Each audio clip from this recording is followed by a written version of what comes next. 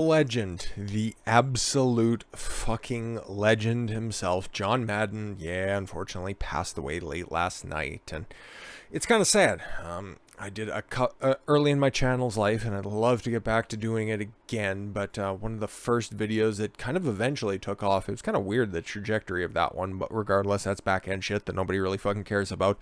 It was focused on the 1976 Oakland Raiders World Championship team, and it was coached by, well, that man right there, John Madden. That's how I know him. Okay, that was obviously well before my time, and most people know him as one of the best color commentators of all time, and I don't really have that memory in my mind. All I really know is the boom tough actin' Tinactin guy, and obviously the guy whose name is on the fucking football game that's out there that everybody has fucking played. But yeah, his impact on the game of football is immeasurable. Okay, everybody, well, okay, I shouldn't say that. Okay, there are very few people who are as revered as John Madden, and while his personal life is maybe an area of discovery for later, what should be recognized is his contribution to, broadcast and professional sports, and we're going to do that. We're going to do that just a little bit, because I'm not going to pretend to be any aficionado, but I do love me some old school Oakland Raiders, so we got to pay homage to the legend. John Madden, the Hall of Fame coach turned broadcaster, died on Tuesday at the age of 85, the NFL announced. Yeah, I seen one of the later pictures of him. In fact, the guy who's right there enshrined in some of the displays right there, Ronnie Lott, I seen a social media post of him and John Madden seemingly not that long ago, and he looked good for 85 years old, being a massive man and not exactly the best physical shape, but he looked fine-ish, I guess. So I don't really know what he was suffering from, but I'm glad that's over. The NFL said in a statement that Madden passed away unexpectedly and did not provide details as to the cause of his death. On behalf of the entire NFL family, we extend our condolences to Virginia, Mike, Joe, and their families. NFL Commissioner Roger Goodell said in a statement, "We know him as the Hall of Fame coach of the Oakland Raiders, a broadcaster who worked for every major network, and more than anything, he was a devoted husband, father, and grandfather. Nobody loved football more than Coach. He was an incredible sounding board for me and so many others. Yeah, it's not about you, Roger. There will never be another John Madden, and they will forever be indebted to him for all he did to make football and the NFL what it is today." Madden was born in Austin, Minnesota, don't you know, and was raised in Daly City, California. Both offense and defense as a player at California Polytechnic College at San Luis Obispo in 1957-58. Madden was selected as a future choice in the 21st round. Yeah, back when the NFL draft was like 30 or even longer, some odd draft rounds long, is incredible, by the Philadelphia Eagles, but a knee injury prematurely ended his playing career. But his calling was obviously on the sidelines. He began his pro football coaching career in 1967 as the Oakland Raiders linebacker coach before becoming the head coach. Madden became the youngest head coach in the American Football League when he was hired at the age of 32. I'm pretty sure that record stood until, what's the name of the LA Rams coach, McVay? I think that stood until he got hired, or maybe it's even still the record, but that was in the AFL at the time, obviously. In his first year as the head coach of the Raiders, Madden earned American Football League Coach of the Year honors when he led the team to a 12-1-1 record. Oh man, those years for the Raiders are so long gone. He went on to coach the team for 10 seasons, during which the Oakland Raiders never experienced a losing season. God, he was good. Madden led the team to the playoffs 8 times, including a 37-31 6-quarter AFC divisional playoff win over the Baltimore Colts in 1977.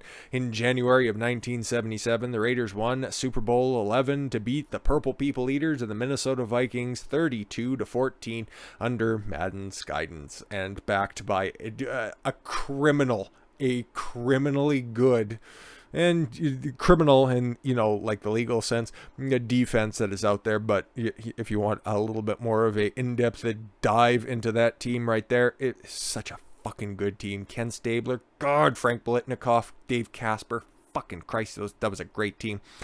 Madden was inducted into the Pro Football Hall of Fame as a coach in 2006 by Al Davis, who opened his speech by calling Madden a brilliant coach, a loyal and trusted friend, a Raider. The autumn wind is a Raider. I have never worked a day in my life. I went from player to coach to a broadcaster, and I am the luckiest guy in the world, Madden said in a heartfelt speech at his induction. Yeah, we'll transition to what most people know him as, okay? Outside of the tough actin' Tinactin commercials, yes, being the play-by-play guy, the color commentator, rather, to Pat Summerall's play-by-play for literally every single network that ever carried the NFL.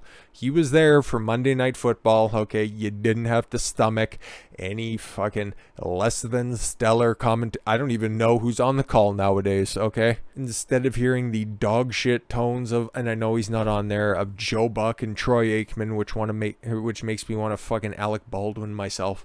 He used to have insights, okay? It used to be good. Trust me, it was. Okay, sportscasters didn't always suck. John Madden died unexpectedly Tuesday morning at the age of 85, and tributes have been pouring in from the legendary former head coach, broadcaster, and pitchman. The announcing partnership with Pat Summerall forged an indelible mark NFL fans across several generations. The first game Madden and Summerall announced together was in 1979 for CBS, 2 years after, he retired. Summerall's partner on the network's top announced team, Tom Brookshire, was on break to introduce his daughter at a debutante ball. Yeah, never to come back, no. Madden retired from coaching in 78 after 10 years with the Raiders and included one Super Bowl championship. He began broadcasting for CBS in 79, first working with Bob Costas in a tryout and subsequently other play-by-play people, including Frank Gleiber, Dick Stockton, Gary Bender, and Vin Scully. God, he got to work with a lot of fucking great talent. But that was the generation. On this day, with Summerall afraid of heights and a live shot outside the booth, Madden was noticeably ill. That's why he never flew, and he took that stupid Madden cruiser across the entire country.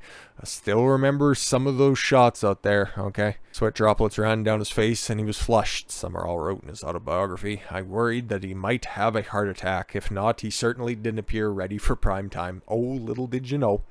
Nevertheless, Madden settled down when they returned to the booth, and the pair quickly found chemistry. The two guys who never worked together before, we fell into a natural rhythm very quickly, Summerall wrote. With other temporary partners, I had often resorted to hand signals to let them know when I was done speaking, but it wasn't necessary in John's case. We were in sync. A lot less gay than the boy band. CBS had grown concerned with the partnership of Summerall and Brookshire, while the two received plenty of praise when they were just like family members inside viewers' living rooms. There were a rowdy pair with their heavy drinking. The duo had a heck of a swan song at Super Bowl 15 in New Orleans. Summerall said their hotel room tab stretched all the way across the lobby. Brookshire analogized it to the Magna Carta. Wow. Actually hilarious. The following fall, in 81, the 2 years after after they were paired as temporary partners, Madden and Summerall were tabbed as CBS's top NFL announced team after Summerall beat out Scully in 2 months of live auditions. Yeah, whatever happened to that Vin Scully cat? Probably didn't amount to much. Madden and Summerall would remain together at CBS and later Fox through Super Bowl 36. Ah, yes, Rams v. Patriots in 2002. The pair worked wonders. Summerall, who died in 2013 at age 82, was succinct and understated. Yeah, you always sound like a corpse warmed over sometimes if the game wasn't necessarily all that catchy, but Madden's enthusiasm and his use of a telestrator, yeah, it more than carried the day on numerous occasions. But his enthusiasm for the game magically crossed through the television screen, akin to how he would burst through the wall in his classic Miller Light commercial. I didn't know about the Miller Light commercial, but we could continue to run down his different endorsements, but there's something else that he lended his likeness to that could have, in fact, netted him far more wealth than it actually did, but it's the video game, okay? Madden, which is, I think it still is, okay, and maybe not, but it's definitely the best-selling sports franchise in the world. It is synonymous, okay? the name Madden is probably even more popular than the guy John Madden, okay? And the decision John Madden wished he had back about the iconic video game franchise. Yeah, he left a lot of money on the table. John Madden turned down a chance to get his own money on the success of his billion-dollar video game franchise. The original game, John Madden's Football, it was on the Apple II computer. I thought it was on the Sega Genesis or the Master System, for those of you across the pond. Was developed by Electronic Arts in 1988 for the Apple II computer, to a modest commercial success. It was after that when the company founder Trip Hawkins, approached Madden, who died, about purchasing stock in EA, according to the ESPN Outside the Lines report. He offered Madden, then a broadcaster for CBS, the chance to have as much stock as he want in EA. Oh, God, as shitty of people as they are, there's one group of people that they actually look after, and it's not fucking gamers, and they're too stupid to, resist buying their dog shit properties. It's their stockholders. He left a lot of money on the table. He offered Madden, as much stock as he want. Raiders coach questioned what have meant. Hawkins informed him that he would have to buy the stock. Madden wanted no part in that. Oh, God, chalk that up as one of the all-time dumbest fucking decisions.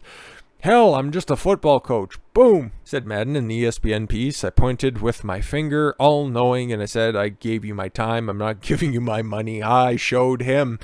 Yep. His shares price rose from $7.50 to $70, from $89 to $99, according to ESPN, as the company went on to become one of the leading game development companies in the world, behind the Madden franchise that sold more than 130 million games.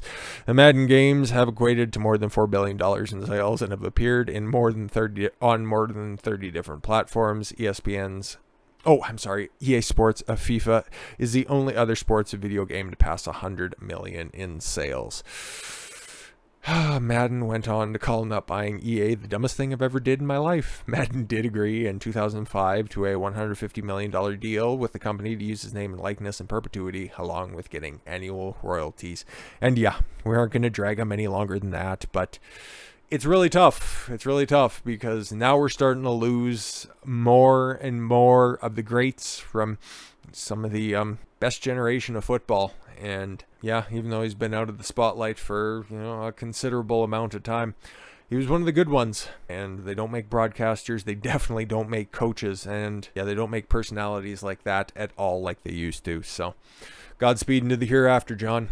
With that said, thank you very much for the gift of your time. I've been Don Consuelo. I want you to follow your gut and get after it. Take care, everyone.